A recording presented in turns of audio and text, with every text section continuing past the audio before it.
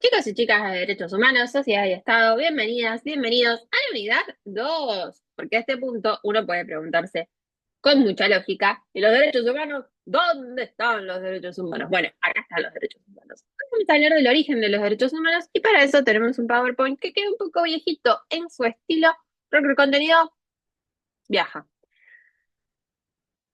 Pi, pi, pi, pi. A ver si lo puedo poner a pantalla completa.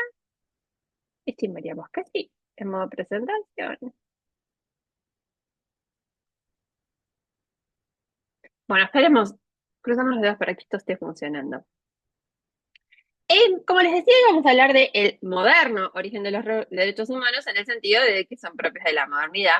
Y no podemos pensarlos no sin pensar en la Revolución Francesa, pero este aquí que esta pintura de Delacroix no es sobre la Revolución Francesa, sino que es sobre la Revolución de 1800 eh, 30 y no tiene nada que ver con la Revolución Francesa, con la Revolución Francesa mayúsculas, ¿no? Con 1789. Pero sin embargo, en nuestro imaginario, si pensamos en la Revolución Francesa, es probable que estemos pensando en esto, en la libertad guiando al pueblo.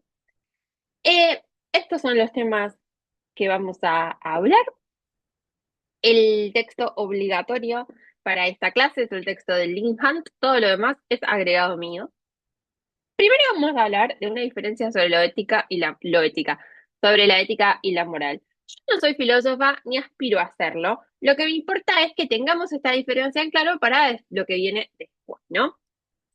Es preciso que los distingamos como dos términos distintos, no son sinónimos, por supuesto que no. La moral es el conjunto de creencias sobre lo que es bueno, lo que es malo, lo que es justo, que por supuesto es una institución, como dice abajo esta cita del texto de Filú, que es de ampliación, o sea, yo lo uso para armar la clase, ustedes no lo leen, porque cuando era obligatorio nadie lo leía, o sea que es una batalla que yo ya perdí. La moral da forma con forma, pero la ética, en cambio, es una reflexión sobre esa moral. La moral, como cualquier institución, no es rígida en el tiempo, o sea, ha virado en el tiempo, ha cambiado en el tiempo. Eh, Durkheim las define como las reglas que rigen las relaciones. Es muy parecido el concepto de moral con el de institución, ¿no? Hay como un matiz ahí, entender como el concepto de las relaciones, en fin, como podemos pensar a la moral como una gran institución informal, entre comillas, aunque por supuesto va a haber ahora me invito a esto. No, no me voy a enredar sola en mi propio razonamiento. Esta idea seguramente ustedes la hayan visto en Historia de la Educación, esta idea de la educación moral, esta idea de que los niños son como animalitos de Dios, que no tienen, son amorales, o sea, no tienen moral, no es que son malos, sino que no tienen, no tienen las reglas. Y a lo largo del proceso educativo lo que van a hacer es incorporar las reglas de la sociedad en la que viven. Y se basan en un concepto de autonomía, es decir, se basan en el concepto de que cada uno por nosotros mismos podemos decidir qué es lo bueno, qué es lo malo, qué es lo justo, qué es lo injusto. Suponen eso. La moral presupone que una persona, un ser humano, va a estar dotado de esa autonomía moral. Quien no esté dotado de esa autonomía moral, bueno, no será tan persona. Y esto es algo que habla Lynch, que ahora lo vamos a ver. No implica un fundamento religioso, aunque el ejemplo más claro y más evidente de moral son los 10 mandamientos. No robarás. Chicos, la escuela católica solo me hizo lesbiana, pero la verdad es que no me enseñó nada. No robará, no desearás a la mujer del prójimo. Miren, lo que me acuerdo, ¿eh? Psicoanalítico. Pero son reglas muy sencillas, son 10 reglas muy sencillas para que cualquier grupo humano más o menos funcione. No son universales. Si hay algo que apunta a la universalidad de la moral, diríamos que son los derechos humanos, pero algo que está mal en la sociedad occidental puede no estarlo en sociedades no occidentales, aunque nosotros tendríamos que hacer, podríamos caer en el relativismo de decir, bueno, es otra sociedad, pero a partir de esto, ¿no? De la universalidad de los derechos humanos, nosotros ya nacimos en un mundo donde los derechos humanos existen y que apuntan a hacer una especie de gramática de la modernidad o la especie de gramática del debate de los últimos años, ya ese relativismo cultural no, nos tira menos. Podemos pensar en las sociedades no occidentales, donde está bien que una niña de 9 años se vea forzada a casarse. Uno desde el relativismo cultural podría decir, bueno, es otra cultura, no es Occidente. Hoy, desde el paradigma de los derechos humanos, diríamos, esa niña está viendo cercenado su derecho, su futuro, su derecho a elegir por sí misma, se está viendo cercenada su infancia, y yo no sé si esto está mal, o sea, no sé si respetar las culturas de otro. Esto es un debate inmenso que no vamos a llegar a dar en esta clase. Pero bueno, si hay algo que apunta a ser una especie de moral universal, es esta idea de los derechos humanos. Esta idea, no tan chiquita. En cambio, la ética es todo, no sé si lo contrario, pero la ética es la reflexión sobre la moral. Como cualquier institución, la moral es algo histórico. Esto quiere decir que a lo largo del tiempo se va a ir dando este juego de cambio y permanencia. Entonces, la ética lo que hace es interpelar a la moral, que esto está bien, porque si no tendríamos las mismas reglas de hace 5 milenios, si no reflexionáramos sobre esas reglas. Por ejemplo, los médicos no tienen biomoral, tienen bioética. No sé, siempre hay que garantizar la supervivencia de la madre en un embarazo riesgoso. Bueno, eso es lo que dice la norma moral en general, pero después hay casos particulares que requieren un comité de bioética para analizarlos. No quiero ser tipo muy plutoniana como soy siempre, pero bueno, ¿cuándo termina la vida? ¿Cuándo una persona está considerada muerta para la medicina? No, la normativa argentina sabemos que no es la misma, no, yo no puedo ir a desconectar a alguien en Argentina, por más que sepamos que no va a volver, eh, pero bueno, requiere el análisis del caso particular. Entonces, bueno, por eso los médicos tienen bioética. Y lo que dice Filu, que esto sí me parece interesante, es apuntar a una educación ética, apuntar a una educación donde los estudiantes, donde los niños, las niñas, los adolescentes sean capaces de decir, bueno, esta es la norma universal, pero ¿cómo se aplica a esta situación? ¿Por qué esto es así? ¿Por qué no puede ser de otra forma? Imagínense que muchas de las cosas a las que nosotros hoy estábamos acostumbrados, a las que nosotras hoy estamos acostumbradas como mujeres, eran consideradas inmorales hace un siglo. Divorciarse, votar, usar manga corta, manejar un auto. Entonces, si no reflexionáramos sobre eso, nos quedaríamos ahí estancos. Y esto es todo lo que quiero decir sobre el tema, porque insisto, daría para que hagamos un seminario entero reflexionando sobre esta dimensión de los derechos humanos. Para verlo un poco más en profundidad, yo tengo listo otro video que espero que el audio se escuche, y de todas formas les voy a poner el link abajo en la descripción del video, y cuando les mande este video también voy a poner el link, que es, estaba buscando, hermoso, secuestro y muerte, ¿no? ¿Dónde está la ventana? No es esta. Mis búsquedas de Wikipedia. Esta. ¿Por qué se verá así?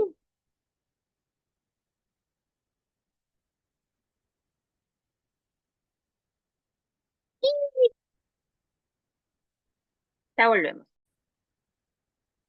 Espero que el corte del video no haya sido muy abrupto. No soy muy buena editando videos, por eso no puedo cortar y pegar. Una vez que me largo a hablar, me largo. A ver si ahora se ve bien. Atención, él va a hablar con este Lucaso. Él es antropólogo, creo, y va a hablar es un video que habla sobre homosexualidad durante la Unión Soviética. Y presten atención lo que va a decir ahora sobre la moral.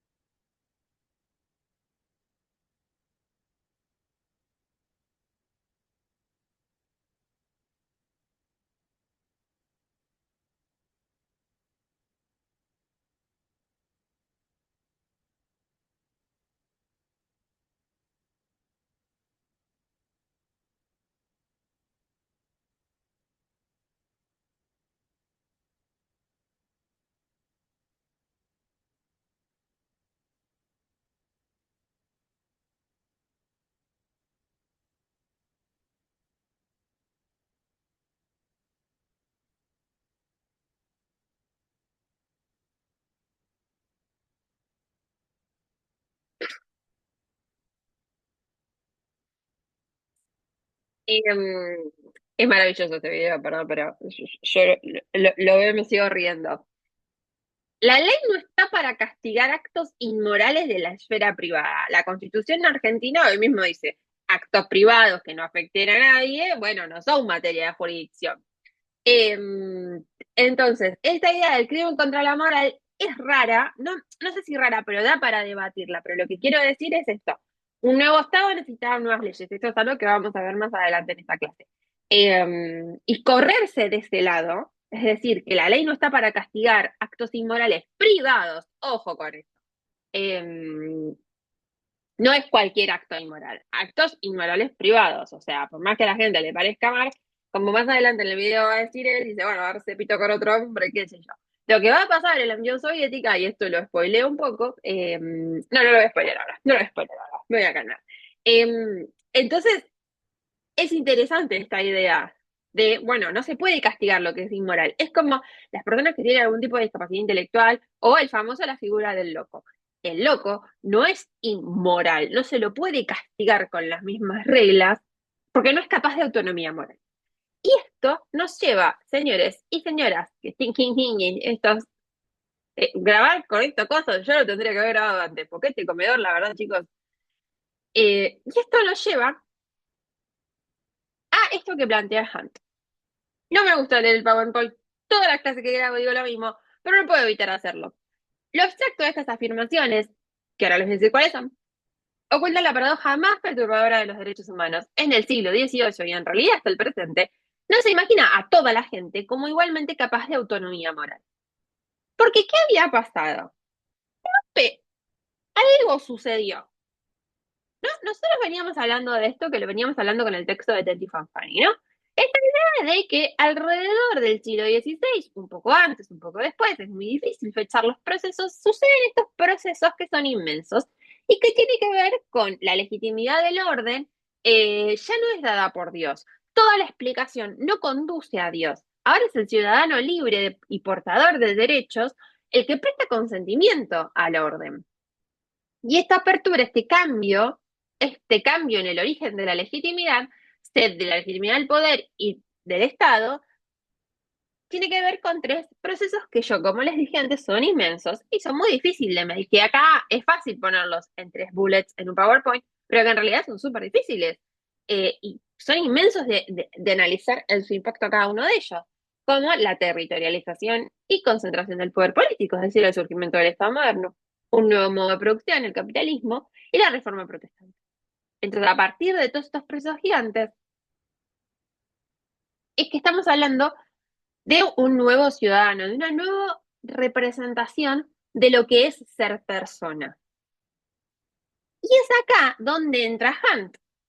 Hunt habla de, el texto de Hunt, en su primera parte, dice, bueno, ¿pero qué pasó? ¿Cómo puede ser que para el 1400, para finales del siglo XV, todavía el señor feudal podía matar gente, se podían matar en una plaza pública con un castigo ejemplificador, y de golpe estamos hablando de esto, ¿no? Esta es la Declaración de Independencia de los Estados Unidos de 1776. Sostenemos como evidentes estas verdades, que todos los hombres son creados iguales. ¿Qué pasó? Siglos, un poco menos de 3 siglos, es un tiempo histórico, un chiste. O sea, como ya vimos en el ejemplo que ustedes analizaron para el primer parcial sobre el emperador de Japón, 50 años en tiempo histórico es un pucho. Esto es un poquito más, pero tampoco es demasiado. ¿Qué pasó? ¿Cómo pasamos de esta idea de hay subhumanos, de la gente pertenece a la Tierra, a sostenemos como evidente que todos los hombres son creados iguales? O esta es la Declaración de los Derechos del Hombre y del Ciudadano de 1789. Los hombres nacen y permanecen libres e iguales en derechos. ¿Qué pasó? ¿Cómo? ¿Pero quiénes son? Bueno, esto fue lo que pasó. Lo que va a identificar Hunt es un nuevo, ahí vuelvo para atrás, no se preocupen, es un modelo psicocultural, lo va a llamar ella, que esto también es algo que ella analiza Foucault cuando habla de las nuevas tecnologías psicosociales, concepto que a mí me da un poco de asma, pero bueno, y que tiene que ver con esto, con el reconocimiento de la moralidad de autogobierno, es decir, que la gente puede determinar por sí misma, que ya cada vez más gente, esto es una nueva concepción de lo que es ser persona, porque si ser persona implica tener autonomía moral, si ser humano y ser persona significa tener autonomía moral, alrededor de estos siglos lo que va a pasar es que, bueno, se le va a reconocer la autonomía moral a más personas, a más humanos. Esta idea de separación y autoposesión de los cuerpos, ustedes saben que durante el feudalismo, em, la gente pertenecía a la tierra. No solo esta idea del vasallo que depende del señor feudal y todas las cosas del orden feudal, esta idea de que eh, la comunidad y el lugar que integramos eh, y que difícilmente nos podamos mover, idea que por supuesto también está poniéndose en cuestión ahora les voy a contar por qué, pero esta idea de pertenecer a la tierra. Esto siempre lo digo, en el mazo de tarot, el loco, que es el Joker, en los mazos comunes de los juegos de cartas, es un vagabundo. ¿Por qué es un vagabundo? Porque solo una persona loca durante el orden medieval iría boyando de pueblo en pueblo sin un sentido, ¿no? Y es también muy importante el reconocimiento de que si yo soy capaz de autoridad moral, el otro también posee autoridad moral. Que Carlos, vos y yo somos libres e iguales, como ya lo afirma la Revolución Francesa. ¿Y cómo sucede esto? Bueno, esto es lo que dice Hunt. Una nueva forma cultural que es la novela. No se enrosquen tanto con los tipos de novela de los que va a hablar Hunt en el texto. No, no pasa nada con esto. Son interesantes, sí, pero no nos enrosquemos con eso. No perdamos el foco de lo que es importante para el texto. Lo que pasa con las novelas de las que habla Hunt es que tienen personajes individuales y que nos permiten el desarrollo de la empatía, es decir, ponernos en el lugar del otro. Gloria Steinem, una de mis feministas preferidas, dice la empatía es la emoción más revolucionaria de todas, porque es el punto que uno empieza a ver el mundo desde el lugar de un otro con quien quizá no esté de acuerdo. Bueno, eso es revolucionario, porque empezás a decir, bueno, esta persona piensa de esta manera por todas estas cosas, siente de esta manera por todas estas cosas. Lo que es importante entender es que todo esto, vamos a volver para atrás, todo esto, estos procesos micro, los procesos macro hubieran sido imposibles sin ellos y al mismo tiempo se retroalimentan mutuamente, son cara y contracara. No pensemos en causa y consecuencia, porque en todo caso son causa y consecuencia uno del otro, ¿no? Como esas preguntas de historia del secundario, causas y consecuencias de la Segunda Guerra Mundial. Bueno, no lo pensemos de esta manera. Pensemos lo imbrincados que están estos dos procesos. Porque esta idea de ser un individuo, de reconocerse, de representarse como un individuo, incluso acá sí de percibirse, en el sentido de que nuestros sentidos nos indican nuestra individualidad, harían imposible el desarrollo de un modo de producción basado en el individuo, donde el individuo, de fondo se ve al gato saltando, ahí viene, donde el individuo no tiene más nada que vender que su fuerza de trabajo, ya no depende de la comunidad, ya la comunidad no puede resolver sus problemas, ni darle sus necesidades, ni atender sus necesidades. Entonces, una cosa sería imposible sin la otra, y a la vez este modo de producción, a medida que se va desarrollando en el tiempo, va a ir generando una nueva representación y reforzando esta idea de individuo. Algunos autores, en este momento no recuerdo cuáles, hablan del proceso de individuación, es decir, de convertirnos en individuos, que hoy lo hemos llevado a la locura, porque cualquiera que vea Instagram, la presión de lo que es ser individuo es insoportable, porque hay que hacer todo. Sobre todo desde que esta narrativa, que yo la asocio muy a la cultura norteamericana, ¿no? Del self-made man o self-made... Hablo mal con estos brackets, perdónenme. O self-made woman, esta idea de hacerse a uno mismo y hacer famoso por méritos propios y dar el emprendimiento y el proyecto, y hay que hacer un montón de cosas. Y cada vez la conciencia de ser un individuo, la representación de ser un individuo, es cada vez más pesada. Y esto es un problema en momentos como los que vivimos, porque las instancias colectivas son más difíciles de pensar. Y esto es un problema, porque al Estado no lo enfrentamos como individuos. Pero bueno, ya nos preocuparemos de eso un poco más adelante. Dicho esto, quiero hablarles del concepto de revolución. Esta foto de Castoriadis está cada vez peor. Pero bueno, como veíamos en el video, la revolución no significa torrentes de sangre, o toma el Palacio de Invierno, porque en realidad eso es solo un momento, no se puede tomar el Palacio de Invierno todos los días. No se puede tomar la Bastilla todos los días. Eso es solo un momento de la revolución. Sino que la verdadera revolución está en la transformación de las instituciones de la sociedad. Esas instituciones sean como nosotros las concebimos en la primera unidad, es decir, como formales e informales. En el video, Mike Mikkel, no sé cómo se dice su nombre, creo que es Mikkel, eh, decía, bueno, una sociedad nueva requiere leyes nuevas. Porque si nosotros damos un golpe y somos el soviet del habla 14, si no hacemos nada más, bueno, no va a pasar nada más, no vamos a revolucionar nada. Recordemos la metáfora del volcán, esta idea de eh, las representaciones y las ideas que están acá como un magma y en un momento, ¡pum!, colisiona porque sucede algo, se mueven las placas y explota. Bueno, la revolución es este momento de explosión del magma donde nuevas ideas toman esta esfera pública, se condensan con nuevas ideas, se forman nuevas piedras que son nuevas representaciones, pero no es que todo lo viejo se muere y podemos hacer una tabula rasa, no. Después de una revolución, insisto, esta no es la Revolución Francesa, ¿qué viene? Seguramente conozcan la frase, a todo Robespierre le llega su termidor, porque este es Robespierre siendo guillotinado.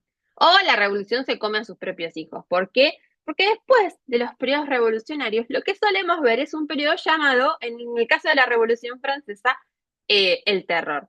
¿Qué sucede? La Revolución Francesa estaba tan radicalizada que tenía un nuevo calendario. Termidor era uno de los meses de este nuevo calendario, donde por supuesto el año cero, la fecha cero, es la fecha de la revolución. Entonces, ¿qué sucede con la gente que no se adecua a este nuevo orden? Porque no quiere, porque no puede. Bueno, Robespierre desató una máquina de asesinar gente. Lo mismo va a hacer Stalin, ¿no? Las grandes purgas de Stalin, incluso que comienzan mucho antes que Stalin, ¿no? Tampoco creamos que la revolución soviética fue como eh, el mundo sin abogados. Y lamentablemente no hay revoluciones pacíficas. De una u otra forma, como en cualquier proceso de cambio, como hablábamos con el concepto de actores sociales, alguien va a perder. En un proceso revolucionario, bueno, ese equilibrio de poder del orden anterior se cambia, entonces alguien va a perder y no se lo va a tomar bien. Eh, y también hay una idea de estas revoluciones, como la Revolución Francesa, como la Revolución Rusa, eh, radicalizan demasiado, dan un giro copernicano, o al menos esto es lo que teóricamente apuntan, después podemos ver hasta qué grado en la realidad este giro sucedió, en las costumbres de las personas. Entonces, hasta que las personas se adecúan a estas nuevas reglas, es como decíamos antes, ¿no? El concepto de institución supone que duran en el tiempo porque si no la gente no sabría qué tener. Bueno, las revoluciones son ese gran momento de cambio de las instituciones donde las podemos ver. Entonces, no suelen ser pacíficas y los procesos posteriores, los años posteriores suelen ser muy difíciles justamente por esto, porque la gente se está arreglando a nuevas normas. El poder no solamente lo hace en función de el objetivo revolucionario, sabemos que esto después rápidamente se desvirtúa. Entonces, la pregunta que les dejo para esta parte de la clase es, bueno, ¿qué hacemos con la gente que no se adecua a este cambio? Sea por voluntad, porque decide no adecuarse, o porque todavía hay cosas que, bueno, que son muy difíciles de ajustar. Em, la pregunta que subyace en esta clase en realidad es, vamos a ver un minuto para atrás, es quiénes son los ciudadanos. Lo que plantean las revoluciones liberales, como la Revolución Francesa, la Revolución Rusa, perdón, la Revolución de Estados Unidos, la Revolución Francesa, las grandes revoluciones liberales, es un nuevo concepto de lo que es ser persona, y es un nuevo concepto de lo que es ser ciudadano, es decir, quién tiene derecho a qué. Y para cerrar la clase les voy a poner un ejemplo que me gustó mucho, que es en esta secuencia, ¿no? 1789, 1791, de 1791, explota la Revolución Haitiana. Porque recordemos, si la cámara me toma, esto va a ser un poco lento, chicos. La Declaración del Hombre y los Derechos del Ciudadano dicen todos los hombres nacen libres e iguales. Haití es una colonia francesa, era una colonia francesa, y que dijeron, bueno, todos los hombres nacen libres e iguales, nosotros somos libres e iguales, ¿no, Francia? Y Francia dijo, wow, wow, wow, wow, wow, wow, wow. tampoco es tan así. Recuerden a Yelin, esta idea de cuando las ideas y las grandes eslóganes revolucionarios después chocan con condiciones objetivas de la realidad. Eh, Perder una colonia en 1789 no era lo mismo que hoy. Francia le va a costar mucho desprenderse de sus colonias. Entonces, bueno, pero Haití lo logra. Y es la primera república, y es la primera revolución independentista de América Latina. Hoy Haití es uno de los países más pobres del mundo, no solo de América Latina, sino del mundo, y estamos presenciando lo que es bastante insólito, que es el colapso de un Estado, ¿no? A mí lo que me interesa de pensar de Haití es esta idea de cómo hay que plasmar la normativa de, ojo a quién le estamos hablando, ¿no? Primero porque los haitianos dijeron, bueno, nosotros somos hombres, somos libres iguales, ejercicio básico de lógica. Cuando en 1805 sancionan la Constitución, dicen, bueno, a partir de ahora todos los habitantes de Haití, incluso los rusos y polacos, ¿cuántos rusos y polacos había en Haití en 1805? No lo sabemos. Serán reconocidos como negros genéricos. Eso es hermoso. Pero siempre me olvido ponerme PowerPoint. Es hermoso. Bueno, ¿qué le estamos hablando? Estamos armando un nuevo todos, estamos armando un nuevo concepto de ciudadano, estamos armando un nuevo concepto, estamos planteando un nuevo concepto de lo que es ser ciudadano, es decir, ser sujeto de derecho, que quién tiene derechos. Por supuesto que todos los hombres nacen libres e iguales, no incluía a las mujeres, no incluía, hay como una gran exclusión, no recuerdo, creo que Hunt lo plantea a judíos, por supuesto que no, no eran todos los hombres. Entonces ese todos es un todos que no es incluso. Bueno, hasta aquí la clase de hoy. Espero que se hayan divertido. Les dejo en la descripción del video, que espero que se escuche bien, el video completo de Puto Miquel para que vean el video de homosexualidad en la Unión Soviética, que es bárbaro. Y nosotros nos vamos a encontrar en el próximo video. Recuerden que ver la clase grabada es verte. Chau, chau.